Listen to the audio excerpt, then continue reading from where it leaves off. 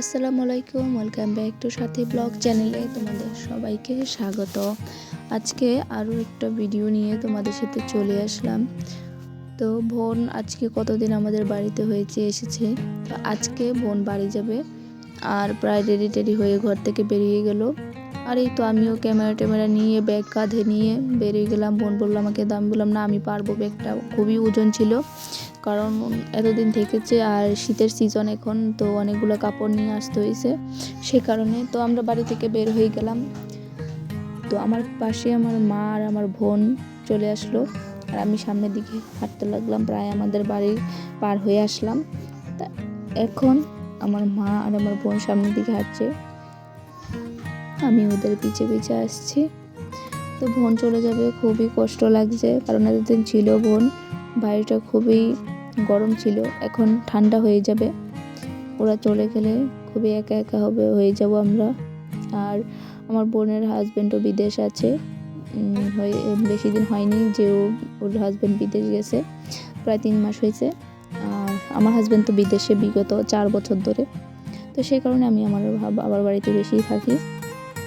আর এখানে আমার বোন মাঝে মধ্যে এসে 2-3 দিনের জন্য বেড়াইয়া যায়।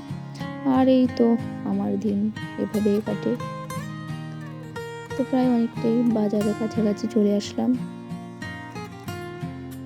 তো আমার বোনের বাড়ি থেকে ফোন আসছিল, ওর শ্বশুর ফোন করেছে।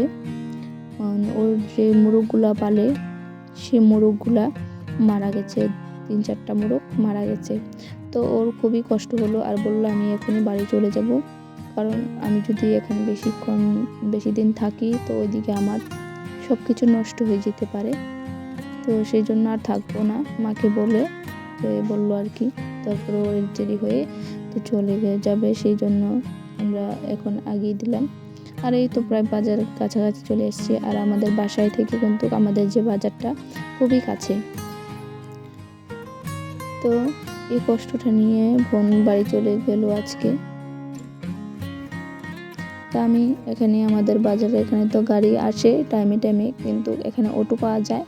তো বোনকে বললাম তুমি চলো আমি অটোতে উঠিয়ে দেবো। তো মাও তার পাশাপাশি আমাদের সাথে চলে আসলো। এই তো কাছাকাছি চলে আসলাম বাজারের। আর হাঁটতে আমার বোনের মেয়েও খুব হাঁটছে, ও বলছে আমি আরও কিছুদিন থাকবো, বাট থাকার তো ওদের কোনো চান্স নেই কারণ বাড়িটা একা। ওর ছাগল আছে, মোরগ আছে, হাঁস আছে, এই আর কি। আবার শ্বশুরও থাকে বাড়িতে, সেই জন্য আর বেশি দিন থাকলো না, যেহেতু আসছে 4-5 দিন হয়ে গেছে, তো এখন চলে যাবে। তো এই তো বাজারে চলে আসলাম। আর এই তো এখানে একটু দাঁড়াতে হবে গাড়ির জন্য, কারণ গাড়ি তো সময় হলে আসবে। এর আগে আমি একটু দেখবো এখানে গাড়ি আছে কি না, যদি থাকে তাহলে ওরা গাড়িতে করে চলে যাবে, গাড়িতে উঠিয়ে দেব। আর যদি না থাকে তাহলে গাড়ির জন্য ওয়েট করতে হবে। তো এই তো এখানে আসার পর বললাম তোমরা এখানে দাঁড়াও। তো সামনে একটা অটো দেখা যাচ্ছে, তো সেই কারণে আমি বললাম তোমরা এখানে দাঁড়িয়ে থাকো, আমি অটোটা দেখি যাবে কি না। অটোটা ওখানে গিয়ে আমি তোমাদেরকে বললে তো তোমরা চলে এসো। এই তো অটোর যে ড্রাইভারটা উনি বললো যে আমি যাবো। তো আমি বললাম যে আমাদের যে পাশে সোনামুড়া ওইখানে যে স্ট্যান্ড ওখানে নিয়ে নামিয়ে দেবেন। তো উনি বললো ঠিক আছে আসো, তুমি যে যাবে আসতে বলো। তো বোনকে বললাম চলে আসো, তো ড্রাইভার যাবে। তো বোন আসছিল, আমি এখানে ক্যামেরা নিয়ে তো ফোনটা নিয়ে দাঁড়িয়েছিলাম। আর এই সময় একটা গাড়ি এসে থামলো, গাড়িওয়ালা আবার আমাকে জিজ্ঞাসা করলো যাবেন কিনা। আমি বললাম না ভাই যাবো না। তুই তো বোন অনেক খুশি যে চলে যাচ্ছে, গাড়িটা ফাইনালি দাঁড়াতে হলো না, গাড়িটা পেয়ে গেছে বেশিক্ষণ, কারণ ব্যাগটাও অনেকই ওজন ছিল, আমি যখন কাঁধে নিচ্ছিলাম অনেক ভারী ছিল। আর এখন বোন যেতে অনেকটাই কষ্ট হবে কারণ ব্যাগটা খুবই ভারী। এই তো বোনকে গাড়িতে উঠিয়ে দিচ্ছি। আর বোনের মেয়ে ইয়ারিনাকেও বললাম যে মাসি চলে যাচ্ছি, তোমরা আবারও এসে মাসিদের বাড়ি কিছুদিন আরও বেশি করে থেকে যেও, কারণ ওর মুখটা খুবই ভালো করে রেখেছে, কারণ ও আরও কিছুদিন এখানেই থাকতে চেয়েছিল। তো বোনকে বললাম যে চলে যাই আমি এখন, তোমরা বাড়ি গিয়ে ফোন দিও। তো বোন বললো ঠিক আছে। তারপরে এই তো আমি চলে আসলাম। আর এসে দেখি মা আমার আগে চলে যাচ্ছে। কারণ বাড়িতে আমাদের দরজা টরজা সবই মেলা, আর তানভীরও আসে নাই, তানভীর বাড়িতে আছে, খেলা করতেছে। তো তারপরে আমি চললাম বাড়ির উদ্দেশ্যে।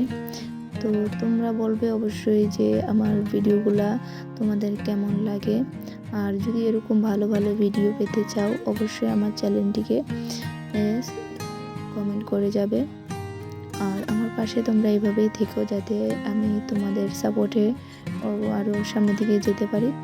তো সবার জন্য তো ভালোবাসা রইল। আরও নতুন ভিডিওতে দেখা হবে। আল্লাহ হাফেজ, সবাই ভালো থাকবেন।